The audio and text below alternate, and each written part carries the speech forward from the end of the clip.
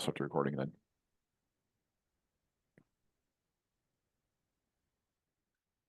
All right, so it looks like we have about 7 people.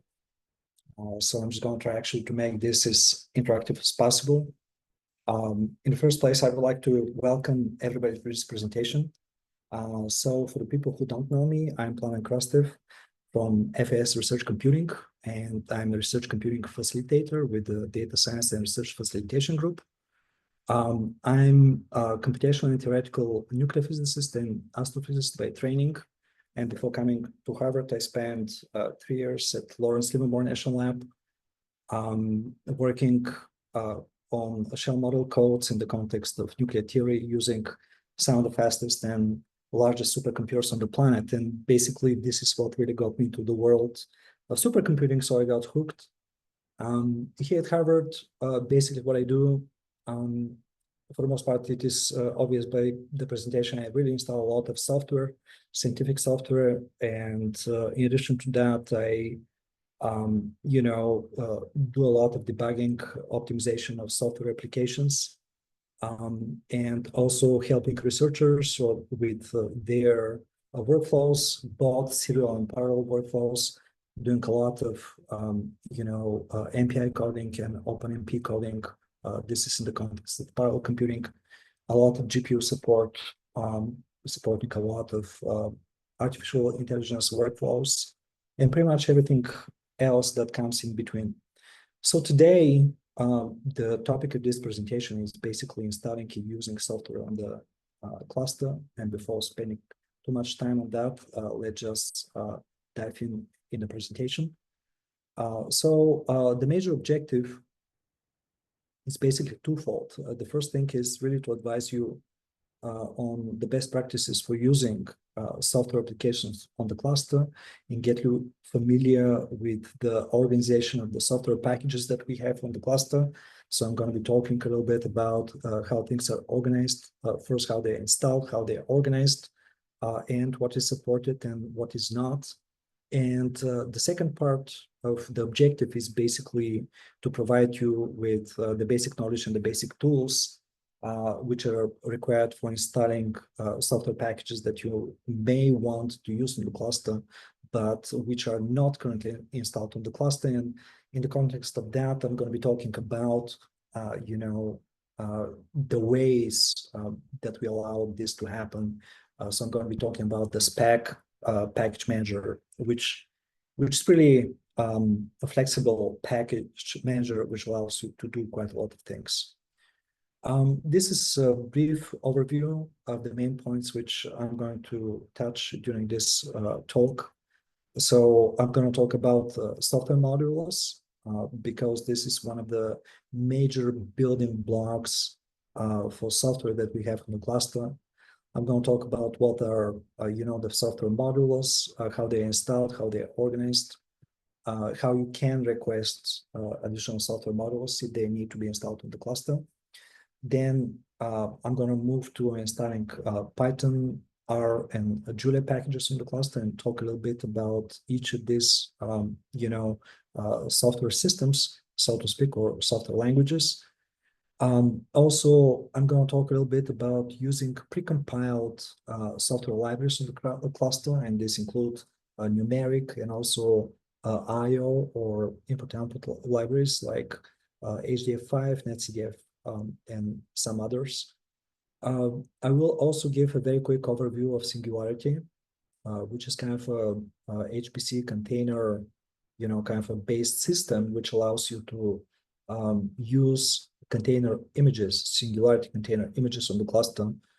I'm not going to spend too much time on this because there will be, a separate talk about it by one of our colleagues.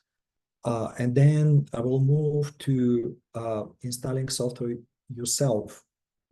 Like I said, I will spend some time talking about Spack, which is a package manager system, which allows you to configure and install various software packages, pretty much everything that you may need for your research. At the end, I will just give you information about the VDI system that we have, or portal that we have available in the cluster, which allows you to use graphical user interface apps such as MATLAB, RStudio, Server, Jupyter notebooks, remote desktop, and a lot more packages. So, like I said, the core software on the cluster is organized by what we call modules. So before dive into this, I just like to make distinguish between the system software and also the scientific software that we have on the cluster. So the system software includes the operating system itself with the core compilers, C compilers like GCC, which come with the operating system. And the scientific software would be anything else which is actually compiled and made available on the cluster. So when we're talking about software modules, basically software modules are the way that we provide the scientific software on the cluster. So Lmod, which is the module system that we use, stands for Environmental Module System. This is a variation of the Environmental Module System, which is developed by the Texas Advanced Computing Center. So the environment modules provide a convenient way to dynamically modify your user environment without doing any modifications on the system level. So the software modules, or these are simply files, what they do, they define various environment variables such as the path environment variable LD underscore library underscore path, library underscore path, CPath and FPath. If you haven't heard about this, don't really freak out. These are simply environment variables which specify, various pieces of the software and where the system to look for them on the cluster. So the module system allows the software to be, loaded and unloaded dynamically, which actually allows your environment to be changed dynamically, so to speak. In other words, you can load and unload, so to speak, various packages depending on what you exactly need for your computations. The software environment, the software model environment also supports hierarchies. And the hierarchies are important because they prevent software conflicts. In other words, for example, if you have a package which is compiled with another version and flavor of the compiler, basically the software system is structured in such a way that it will prevent actually loading the same piece of software which is compiled with another version and flavor of the compiler. But this also allows various software versions to exist, and this really allows for a lot of flexibility on a multi-tenant system as a Canon cluster. So what we use for managing the modules and software on the cluster is actually a Harvard modified Lmod software module system, for which we refer to Lmod, or this is the Harvard extension for the Lmod deployment. And if you are interested, you can follow the link in GitHub and see exactly what it is supposed to mean. So the modules that we provide in the cluster, after we did the switch to the Rocky 8 operating system about a year ago, we provide the following organization. So basically, the core modules that we support, these are compilers, and currently the most used flavors are GCC and Intel, although we have also the PGI compiler, which is developed from the Polar group, and it has been acquired by the NVIDIA, and now it is included in the NVIDIA HPC toolkit. We also provide modules for CUDA, different versions of CUDA, and also the cuDNN library, which is required and needed for deep learning applications. We provide MPI libraries. MPI stands for Message Passing Interface. So currently we support 3 different flavors. One of this is OpenMPI, another is MPI CH, and another is the proprietary provided by Intel, or Intel MPI. We also provide basic numeric and also I/O libraries, such as GSL, which is the GNU scientific library, HDF5 and NetCDF, which are I/O libraries which provide for specific format of the files and the data. We also provide common software packages such as Python, R, and also some other scientific packages like LAMMPS, GAMES, and GROMACS, and some others, but these are provided just at a basic level, where the further customization is left really to the user, and this is done through Spack, as I'm going to explain this just in a few slides. We also provide commercial software, such as MATLAB, Mathematica IDEAL, Stata, and SAS. So how exactly the software models work and what they are. So when you log into the cluster, let's say if you want to use specific version of the GCC compiler, you can do simply module load GCC and then the specific version of the compiler. And this compiler will be put in your environment. You can load also a specific version of OpenMPI. And on top of that, you can load also a NetCDF library. And you can see also the list of modules which are loaded by simply doing module list. The module purge will unload all the modules from your environment. For instance, you can display what is exactly the content of the module file for the NetCDF C library by doing simply module display. You can see all the available modules by simply doing module avail command, and quite a lot of other commands that you can use. And this is just to give you some idea about the functionality of the software module system. You can find specific packages by using the module spider command. And for example, if you'd like to see if the OpenMPI library is available at all, you can do simply module spider OpenMPI, and the output will be just different versions of the OpenMPI library. If you would like to see information about the specific version of OpenMPI, you can do OpenMPI followed by the full version. But let me just show you that how it works in practice. So, oops, is this big enough, or I can make it maybe a little bigger? Maybe this much better.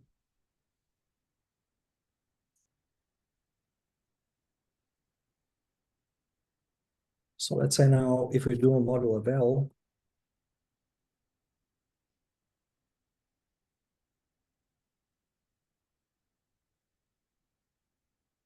oops.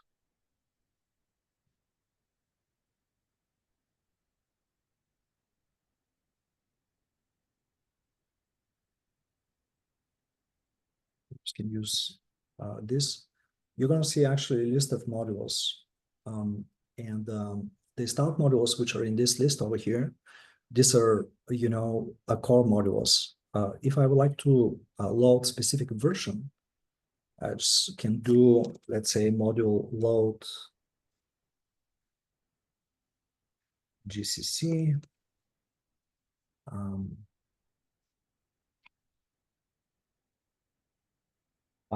If I do module load GCC without any version, it's going to load actually the latest version. If I need to load specific version, I have to actually, specify the full name of the module. And when you do module list, it actually lists you the modules which are currently loaded. Now, if I'll do again module avail, it's going to list, as you can see, a few more modules, which are here on the top line. And these are the ones which are compiled with that version of the compiler. Okay. So now if I'd like to load OpenAPI, that specific version, I can do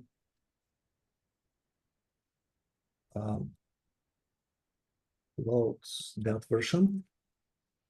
And now I do module list again. So you can see now that OpenAPI is also added to the list. Now, if we do module avail again, I'm going to see that one more layer of software modules become available. And these are the ones which are compiled with, that version of GCC, that version of OpenAPI, because these are, libraries which require API. So now I can load, for instance, netcdf Fortran.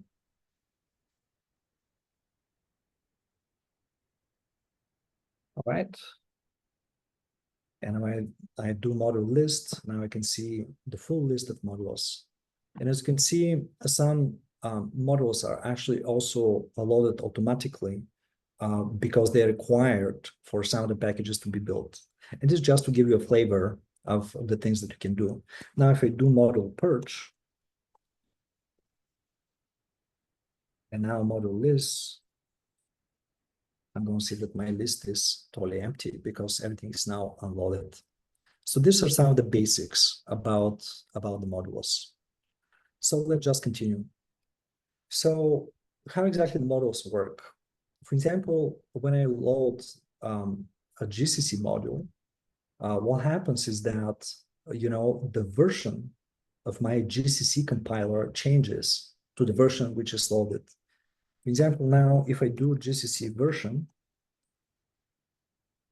I'm going to see that my version is 8.5.0, which is actually the system GCC version, which is available with the operating Rocky 8 system. If I load now GCC module,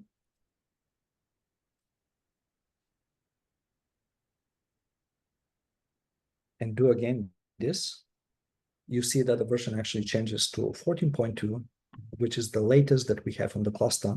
If I do module list, I'm going to see that this GCC compiler is loaded.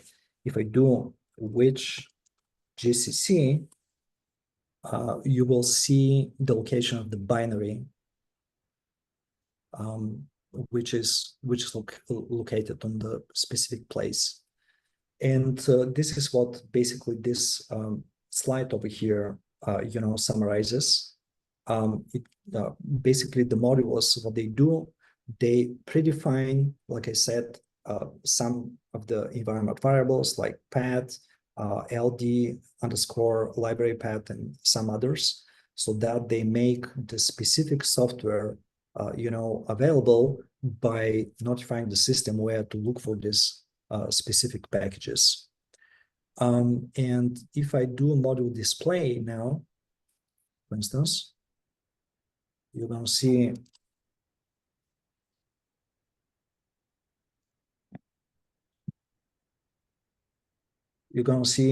basically the setup of the module file, and it tells you, to watch to what values each of the environment variables are set, so that the system knows where to look for the specific packages. So another important concept about the modules are the modules hierarchies. So basically, the modules hierarchies, this means that using groupings, because, for instance, applications which are built with a specific compiler, they need to be linked, exactly the same compiler flavor and version. The modules, the hierarchies become even more important when we get to using MPI applications. The message passing interface actually allows you to do parallel computing by distributing your tasks to various parallel, processes.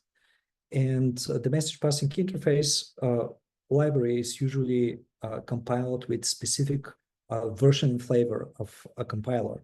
So, for example, parallel applications which need MPI Therefore, they need to be built exactly with the same version of MPI and the compiler which was used for building the MPI library itself.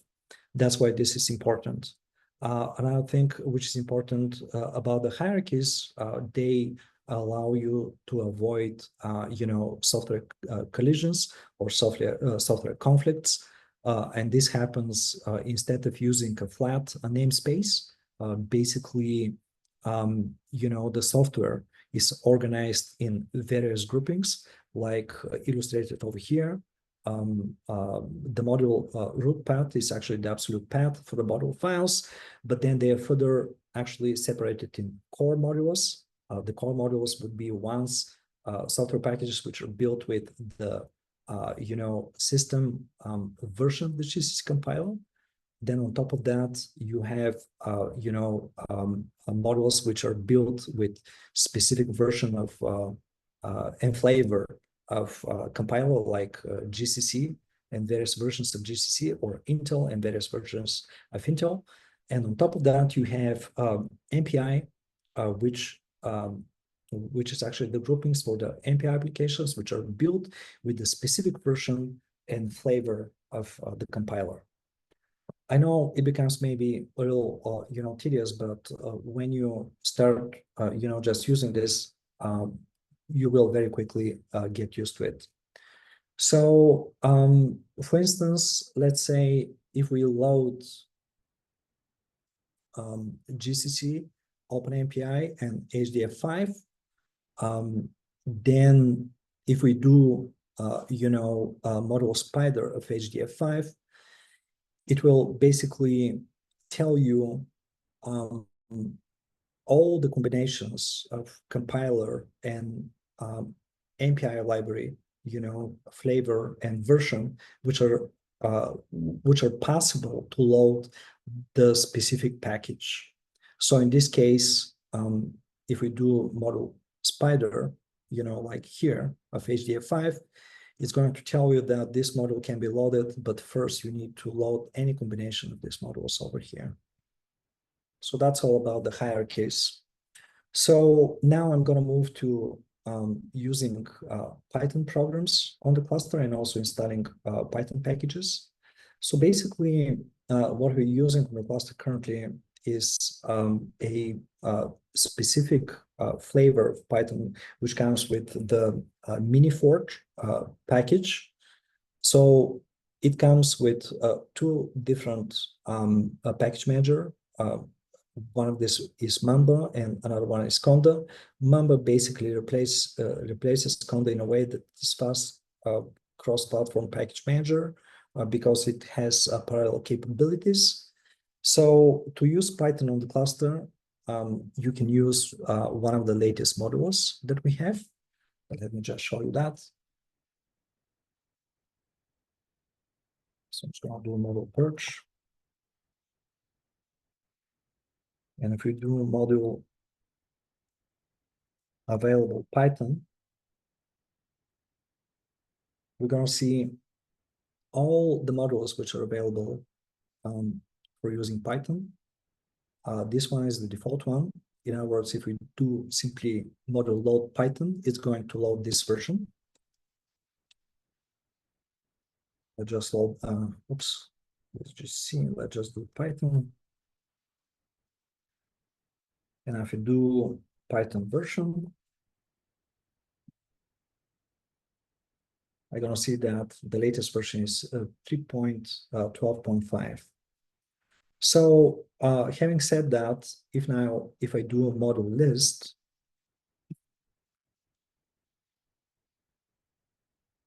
I will see that basically the Miniforge, module is also loaded.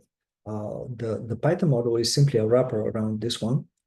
So it comes with Mamba, and Mamba can be used to manage on the environments. I'm not sure how many of you still use Python 2, but for any reason, if you need to use it, it is also available on the cluster with this specific software model. Another thing is you can also install it with Spack. For example, if you cannot find something which which you need. And if it is not on the cluster, you can install it through Spack. I'm going to get to this point just in a few slides. So let's just move along with that. So like I said, Mamba is a tool to manage conda environments. So it pretty much uses exactly the same commands and options, which are available also to conda.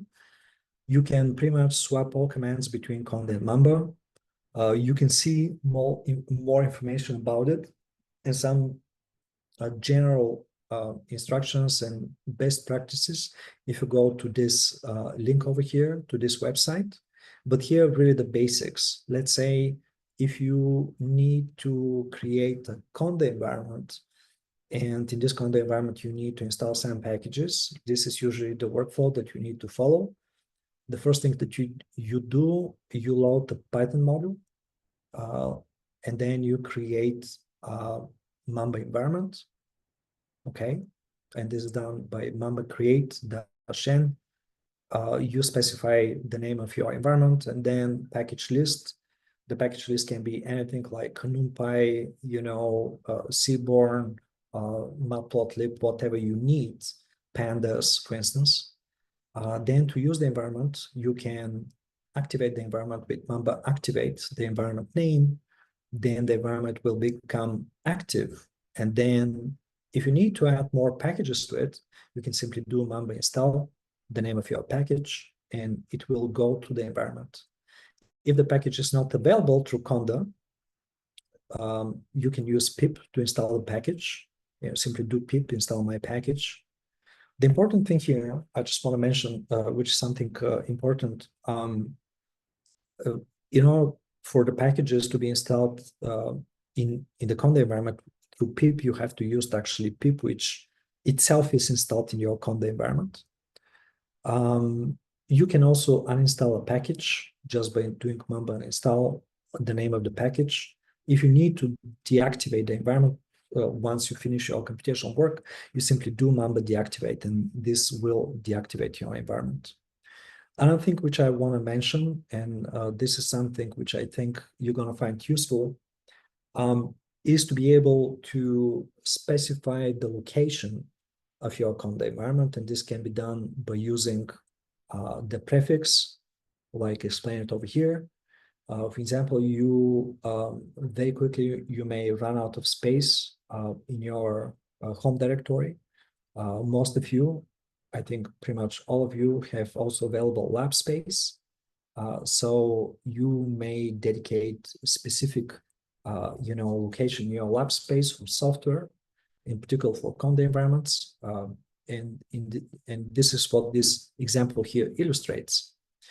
For example, if you go to, provided that you have space in Hory Labs, you go to your lab, and then in the lab space or in the user space, you can create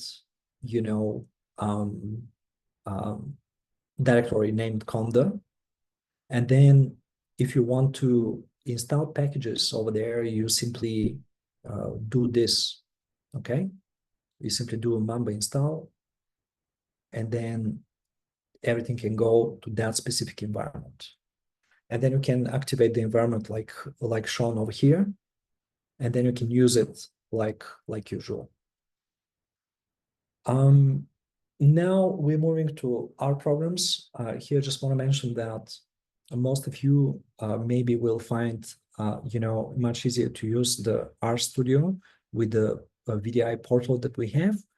But here I'm just gonna also talk a little bit about the R module that we have on the cluster. So when you load R from the Lmod system, only very basic packages will be in your environment. So if you need other packages, you can use the r_libs_user environment variable to specify the location of your customized R package installation. You can find more information about this and about the R setup if you go to this website over here. And one thing I just want to mention is the purpose of this slide deck is also, to use it as a reference point These training materials will be made available on our website, so you can download the slides and use it as your further reference. So if you go to this website, you will see information about how to manage your R environment and how to use R, for instance, in the RStudio with the VDI. I'm going to talk also a little bit about it, but basically the instructions over here are pretty much focused on how to use R with software module. So you load R, the software module, like this over here, and then you export, a specific library, the location to your customized library, and then you start R, and you can install any package. For example, here like C++, and I just can illustrate this very quickly.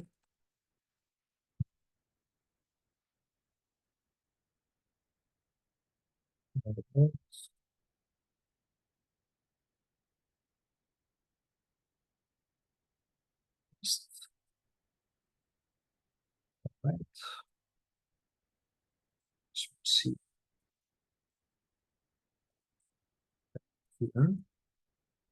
All right, so I'm just going to specify this. First, I'm just going to create some library.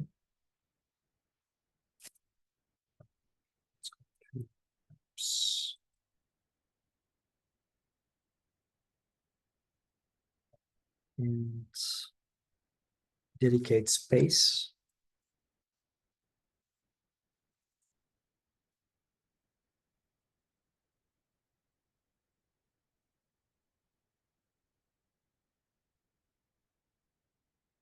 Right, so now I want to install some stuff in there.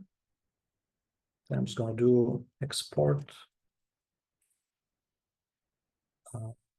our Lips user.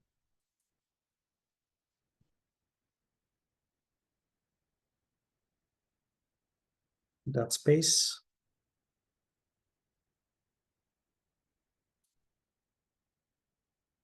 I'm going to start R and do install packages RCPP.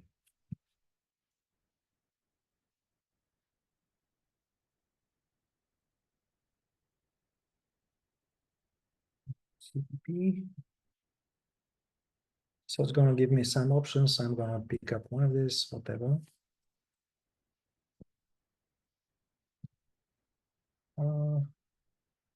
It's not available.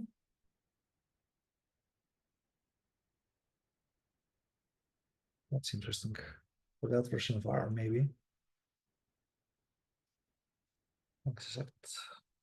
Let's try anything else. Examples, no.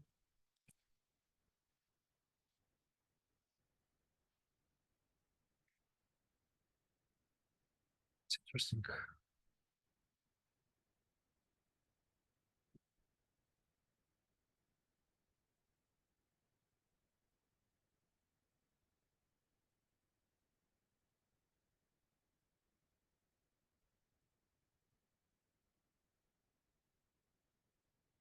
Let's try this.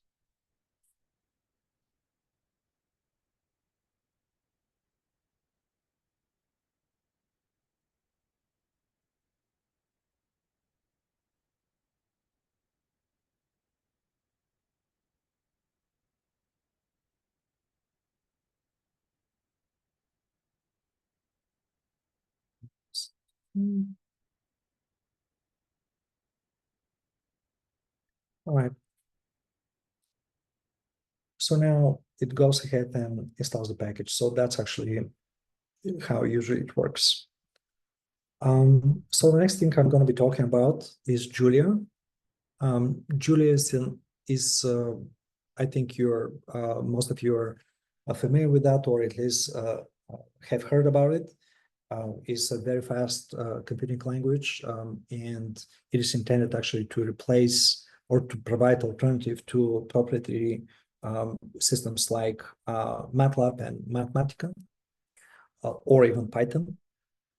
So to use Julia on the cluster, the best way is actually to go to your, lab directory and dedicate space for that.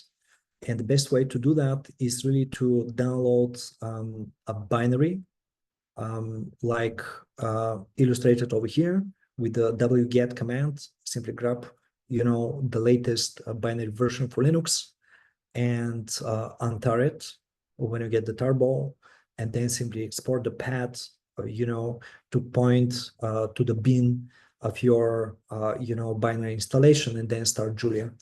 I'm just gonna illustrate that. So I'm just gonna quit this and go to, I'm just gonna get clear environments. Um,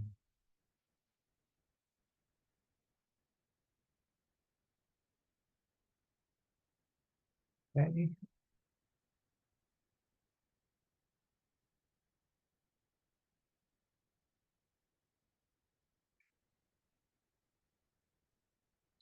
So let's get rid of all this.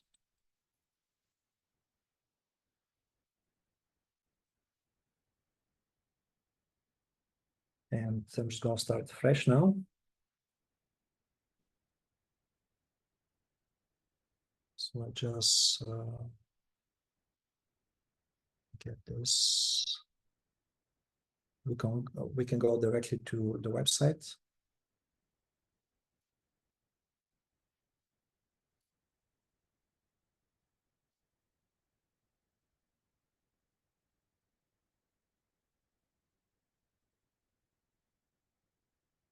And grab the official Linux distribution, which is this one.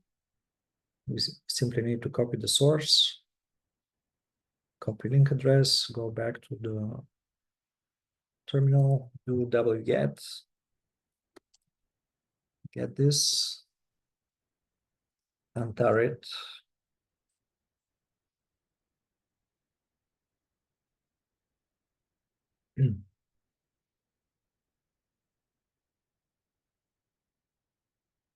Right. Get the location of the bin. All right, bin working directory, and we export the path to that.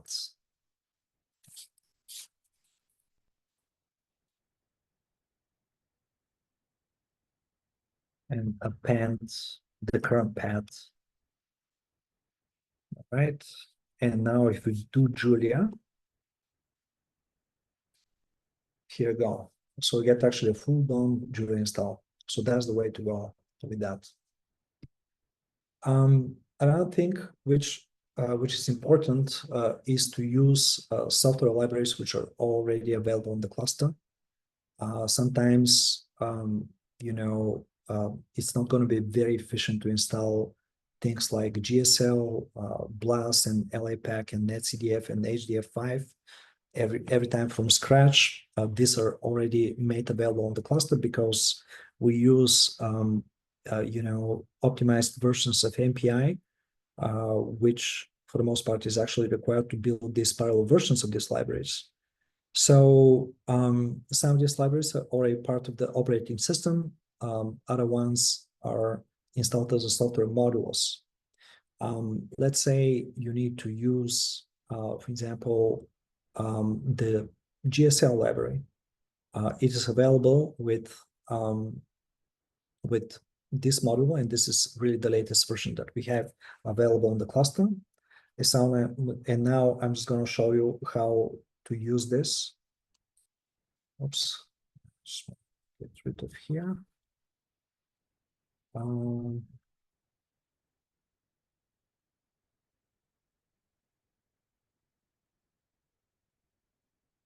Module report, now module load GSL. Provided that I need this library because I have a piece of software which needs that. For example, I need to do some kind of integration of a function. And I know the GSL provides already integration routines. So list. So GSL is already available. So I'll just go to training. Here.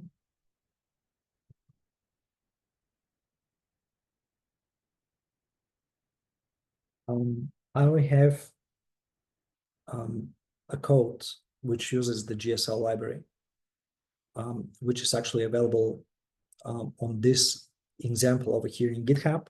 This is a repository from FASRC, which we made available for for you guys, and we compile a lot of different code examples, which you may find useful, in particular for cases like this. So we illustrate this. Let me just go directly to the web page. Okay. So I'm just going to steal a few of the commands for compiling this. Just give me a second. So just do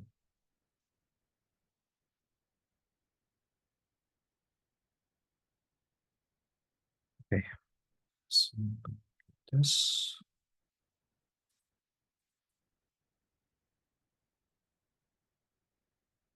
Do GCC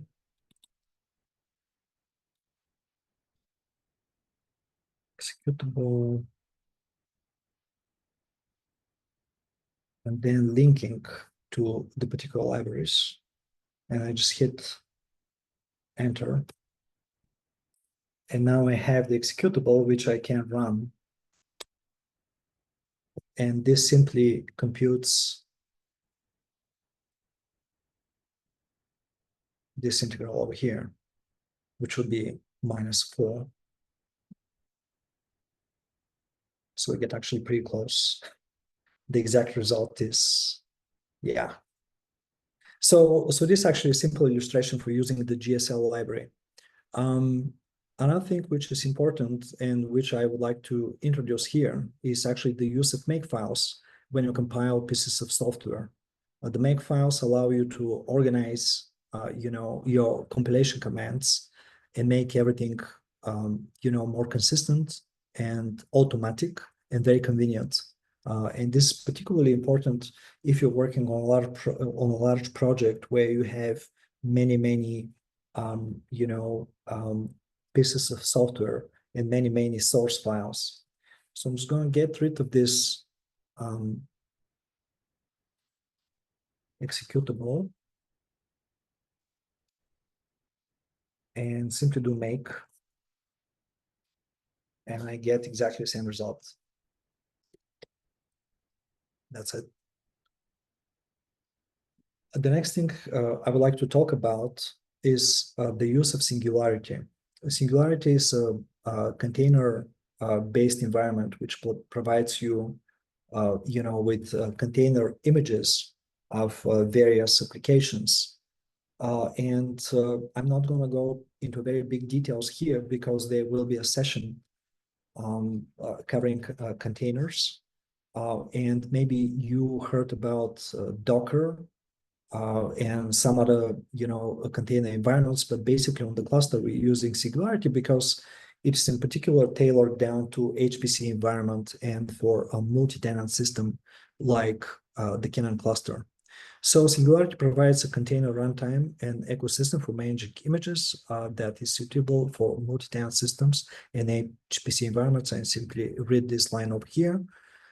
So the important aspect for this is that each application basically will have its own container. Containers in general are not fully isolated because they use the network which is available on the host machine. The users have exactly the same user ID and the group ID when running the specific application. So the containers can be built from existing container or container library. You can get also container from the Docker Hub, and this is automatically converted into Singularity. You can also build containers from definition files directly on the cluster, basically using the p-root feature that we have on the cluster. And you can get more information if you go to this website over here. We provide more information about containers. So this is a very simple example. I'm not going to go through everything in details. For example, for getting TensorFlow in CPU mode running on the cluster, the very first thing that you can do is to get interactive session using the slog command. And because the Singularity images can be pretty sizable, you can go to the Scratch directory, the Scratch folder, which is available to you in your lab folder in particular. And to pull, for example, the latest version of TensorFlow, you just do this command, Singularity pull, and here this is the name of the Singularity image, which will be created by pulling TensorFlow from the Docker Hub.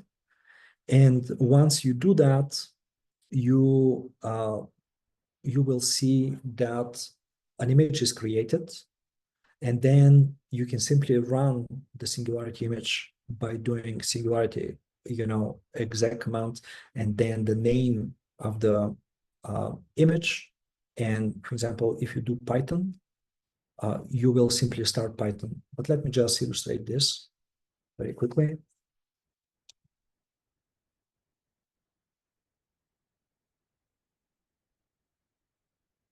I'm not going to go through the steps of pulling the images. I'm just going to run some of the images just to illustrate how this works. So one of this is 17. Okay, Singularity. So it's going to be this one. Python. All right. So now we enter Python. Now we can import TensorFlow.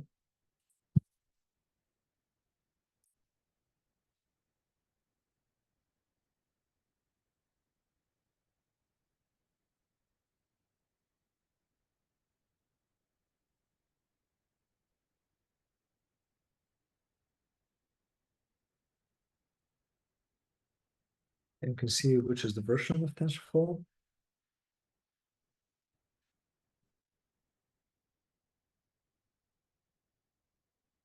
Version.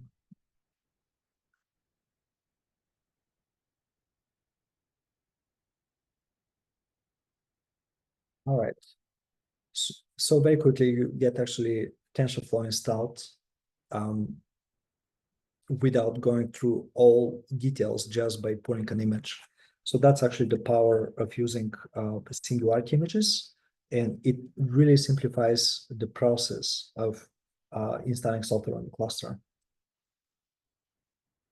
All right. You can also run a simple example from the Keras repository, which I'm not going through. The next thing is you can also pull Singularity images which work for GPUs. The only thing which is important here is if you want to test that, you have to actually start interactive session on the GPU node. You can go to the GPU test, for instance. So this can be reserved like this over here. And then going exactly through the same steps, navigating to your lab directory under Scratch, you can pull a Singularity image which has GPU capabilities using this stack over here directly from the Docker app. Once you do that, this will create another Singularity image, which will have this name over here. And you get here underscore GPU, which actually specifies that this is a TensorFlow GPU capable version. In order to run that, you have to include the flag --nv, which actually tells Singularity to use the GPU capabilities on the host where the job is executed. And here we simply run some very quick example from TensorFlow. Let me see if I can do that. I just need to select this. I'm just going to run it very quickly because I already have the image.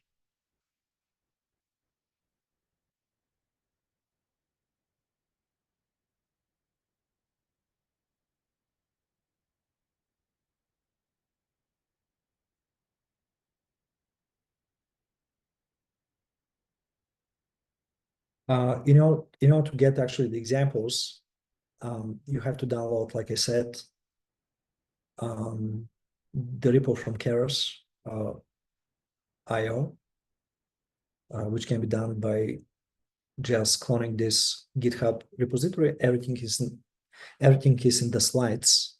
All right. So as you can see on the GPU, the computation runs much faster. Although I have run it actually in CPU, it's definitely much faster. And it's just an example. Like I said, there will be a separate session on using Singularity.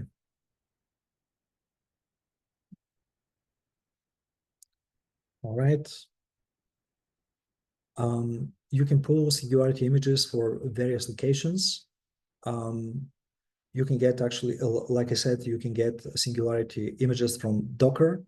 You can get some from Scilab library, and you can get also Singularity images from the NVIDIA registry, which has catalog of their Singularity images with optimized applications.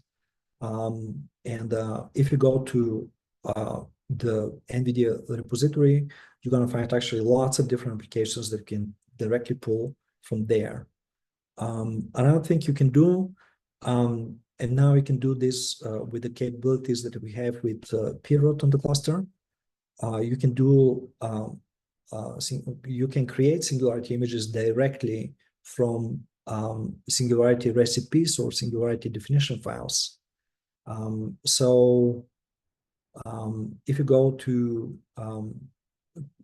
this website over here, you will find instructions for this and also a simple example for building the Singularity image.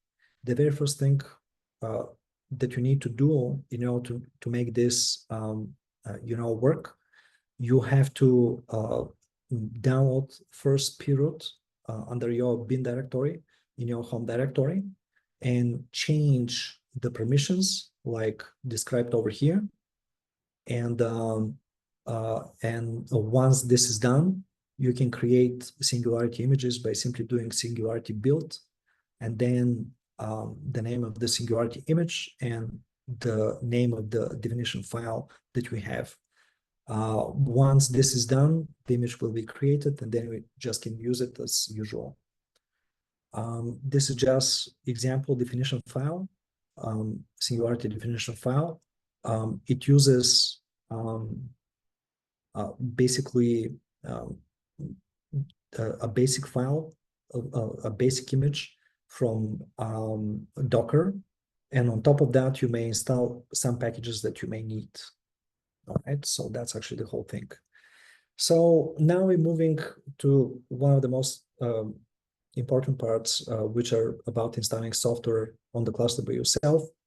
And this is done, like I mentioned, through Spack, which is a package manager, which allows you to do a lot of customization of the software packages that you may need. So in order to get this going, it requires one-time setup. So you need to clone the Spack repo in your lab storage or home directory, and then you have to source Spack or source some of the startup files, and then you just can start installing packages with Spack.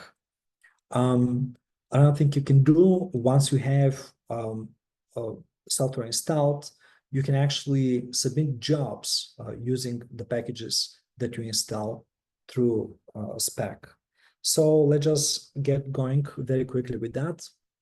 So the first thing that you need to do is to start interactive session. And this is required because some of the installations of some packages can take actually significant time. So you can specify a location of the Spack installs somewhere under your lab directory. You can create, for instance, dedicated, directory named software. So you navigate to this directory, and then the next step is to clone Spack. Spack lives on GitHub. So simply, clone Spack with this command over here. Once this is done, you navigate to the Spack root directory, top directory, and you simply source it like, explain it like illustrated over here, just with dot, and then source the setup environment.sh file.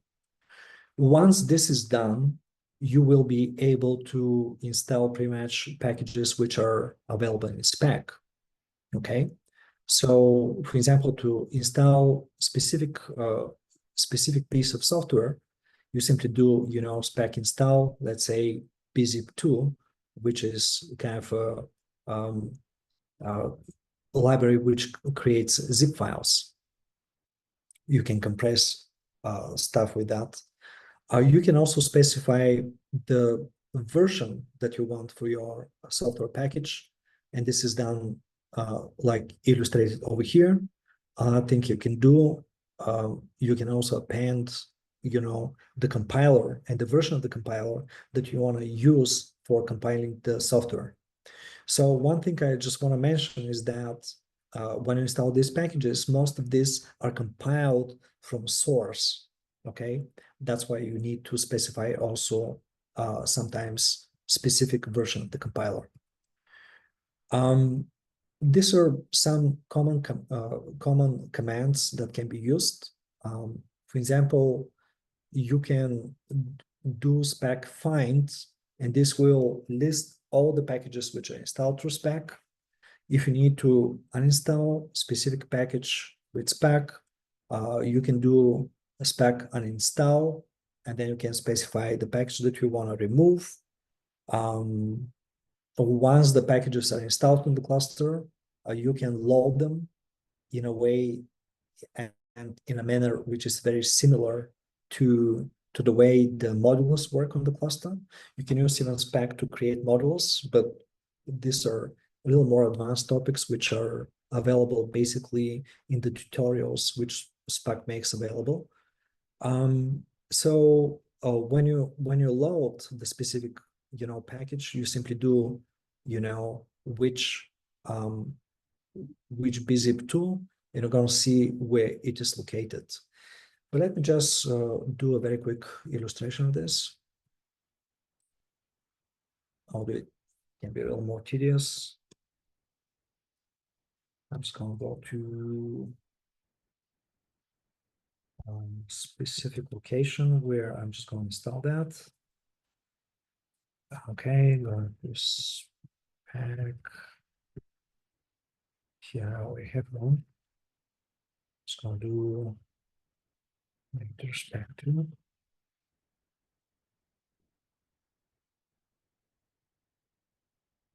Right.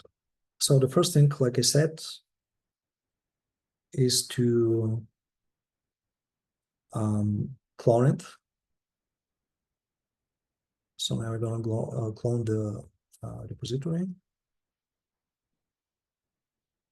Simply like this.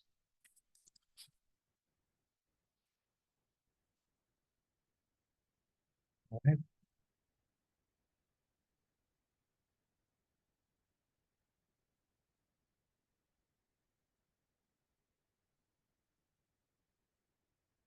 So it's going to take a little time.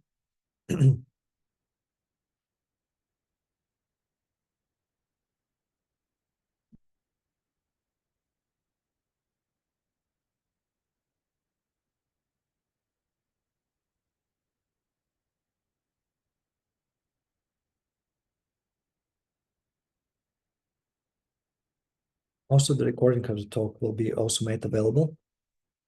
I think this go to YouTube. So you should be able actually to see this. So now I go to Spack. And now we source this. Okay.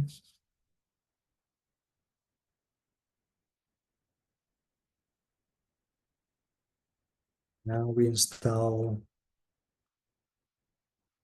zip2.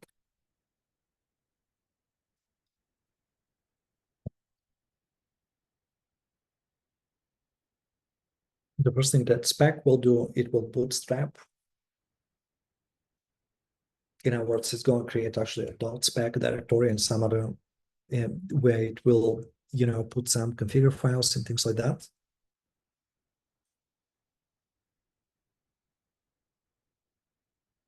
One thing I want to mention is that some of the installs actually can take significant time, depending on the packages that you're installing. Spack also provides advanced features like creating Spack environments, which are very similar to the Conda environments. They are slightly different, but basically, they're quite similar. Another thing which I want to mention is that to install specific package, Spack will go through the list and install all dependencies first. As you can see here, it installs, GCC at runtime, also Gmake and some others which are required actually for the targeted package. The good thing is that you don't have to do this manually. All this is done automatically for you. In this way, it is very similar to Conda. All right. So this is how it works. In the meantime, I'm just going to move forward while we're waiting for the installation to happen. So we got to the point of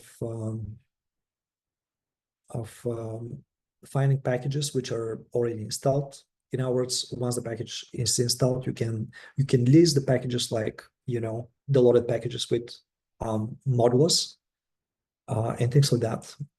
You can load and unload packages. You can also find only the loaded packages and things like that. I'm not going to go through all the details, but these are important stuff. So one thing which you may find very useful is setting up your group permissions, because let's say your group, all the members of the lab may decide to use, kind of a common software. So then it's not very efficient for each of the members to install its own, Spack version, although this can be done. But from the perspective of saving space and also for making this available to everybody in the lab, you can simply change and set up the group permissions so that everybody in the group in which you do the installation can actually change the Spack environment and can install and uninstall packages. To do that, under your Spack installation, directory 3, you're going to find, you will create a file which is named packages.yaml, and this is under etc /Spack, and you create a file with this contents over here. So you specify the right permissions for the group, and this is the name of your group, which of course it's going to be whatever is your group name. In this way, once this is set up, all members of the group will be able to install and uninstall Spack packages. Although you may have, kind of dedicated member which can manage actually the Spack environment for everybody. But in principle, everybody should be able actually to make changes. Another important thing is to set up the architecture, because by default, Spack will try automatically to detect the architecture of the underlying hardware. And because the hardware on Canon is quite heterogeneous, baby, what's going to happen, your packages, it's going to be all over the place. In order to make this more consistent, you can specify the target architecture. In this way, all the packages will be installed under, kind of a common architecture, like specified over here. So that's another important thing. And this is done again, in the packages YAML file. Another thing which you can do, okay, so now just going back here, so everything is installed. So now if we do a Spack find, we're going to see which packages are installed over here. Okay, so that's actually the whole thing. Another thing you can do, you can also specify the compiler configuration. For example, if you do Spack compilers, the only compiler which will be listed will be the system compiler. But now, if I want to add another compiler which is available to Spack to do, compilation of my packages, I may do the following. I can load one of the modules, for example, GCC, the latest version. And now, if I do Spack compiler find, Spack will do, okay, added one new compiler to the configuration file for the compilers. And now if I do which compilers are available, in addition to this compiler, it's going to list one more. I just do Spack compilers.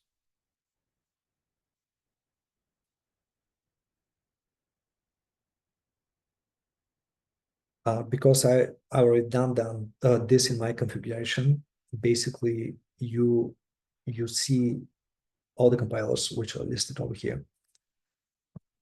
Another thing you have to do once we have that, because the new compiler is added with the module, you need to modify this file to read like this. So I just do that. It is a file which is in your home directory, in the directory .spack. So in order to do that, we just go there. Oops, sorry.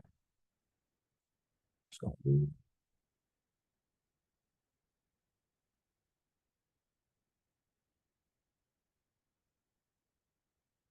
yeah, so if you go there, your configuration file should read something like this. Okay, the new compiler is this one. And the thing that you have to make sure is that you put the name of the module in this brackets over here, because the module is actually used to specify the compiler. And then when you use Spack, basically the software module doesn't need to be loaded anymore. So you can do module purge. All right, so that's that. Without going into more details, I'm just going to say a few words about doing the MPI configuration, which is a little more involved, but pretty much is exactly the same. You can also specify the MPI configuration. One thing I just want to mention, because we already have MPI modules which are available on the cluster, and they're actually optimized for specifically for our cluster, because Canon also uses Slurm. It is not advisable to install your own MPI libraries, but the advice is to use the MPI libraries which are provided with software modules. But if you need to compile, packages through Spack which use MPI, you have to set up your MPI configuration with Spack so that it uses the MPI modules which are available on the cluster. So this is what this slide basically explains. In order to do that, you have to module load, GCC and OpenMPI, like explained it over here. Then you have to figure out where is the prefix of MPI. And if you echo the MPI underscore home environment variable, it's going to actually spit that. So in this case, it's this. So in order to set up MPI, you have to edit manually the package configuration file, which is under Spack packages YAML, and it need to read this content. Okay, so do packages on PI externals. You specify, the spec for the MPI that specific version. This over here specifies, the version, and this specifies what we get after the percent specifies actually the GCC version also. And then you put the prefix that you get from the MPI underscore home. You put buildable to point to false because we don't build MPI. And once you do this, you save and close this file. And now you are ready to use this MPI configuration for building, HDF5, for instance, with specific version that you already have, GCC, and specific version of OpenMPI that we just set up. And maybe the last thing that I'm just going to do, I'm just going to illustrate how this works. I already did this in my Spack configuration. I'm just going to show you how my file looks like. So if I go to this one,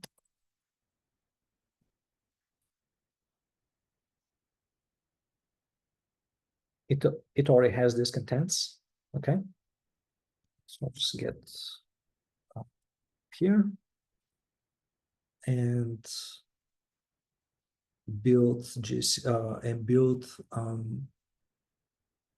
HDF5 with GCC 14 and OpenMPI 5.0.5. So we do this and hit enter.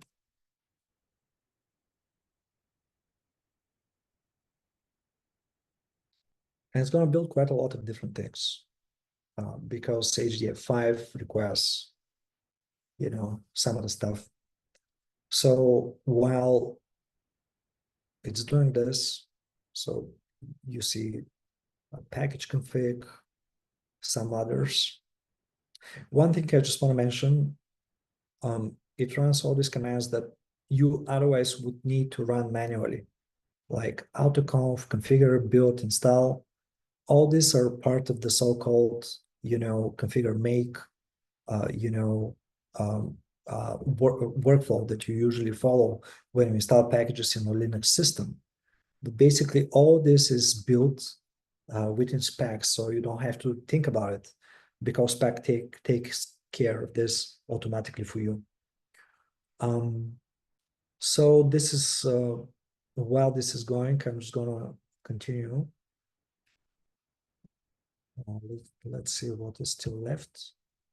Installing R packages with Spack. Well, some R packages can be quite involved. For example, like think like RGDAL and some others.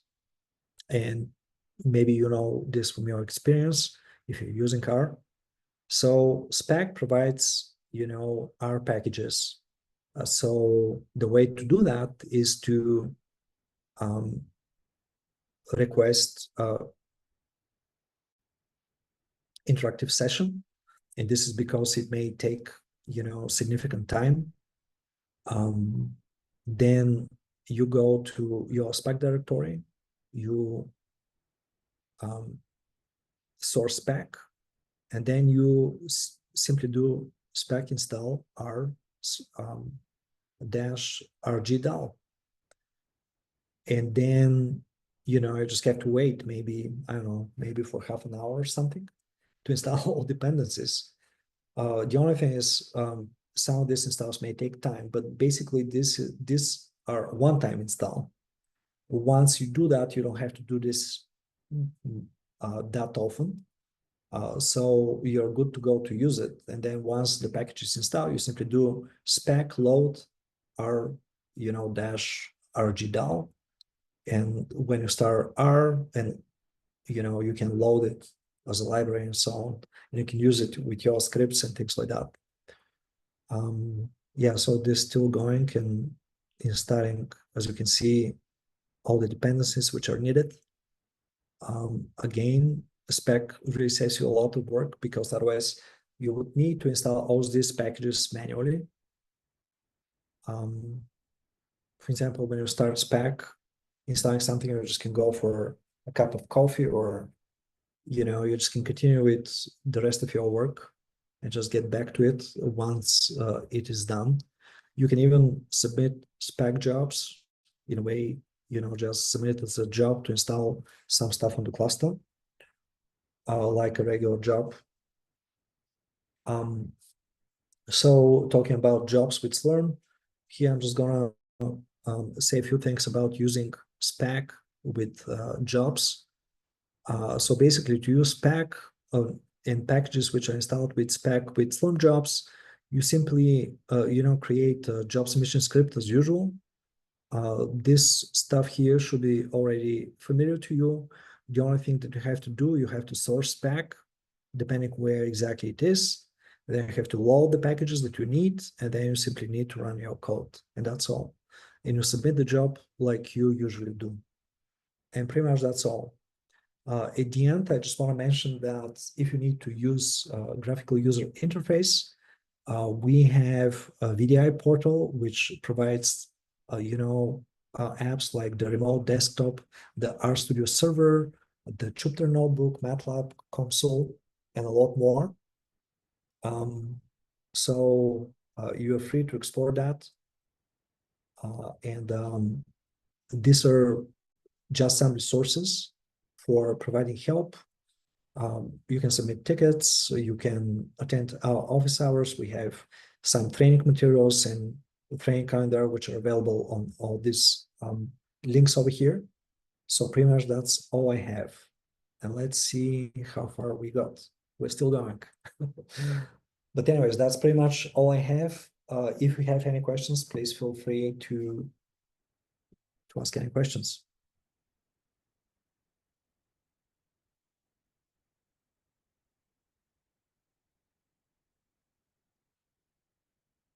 Right?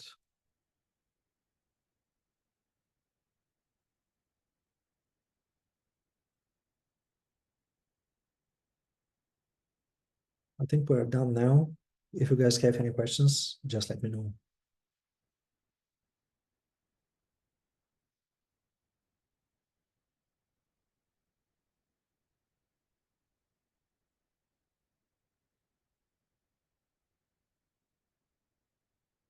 Paul, are you here?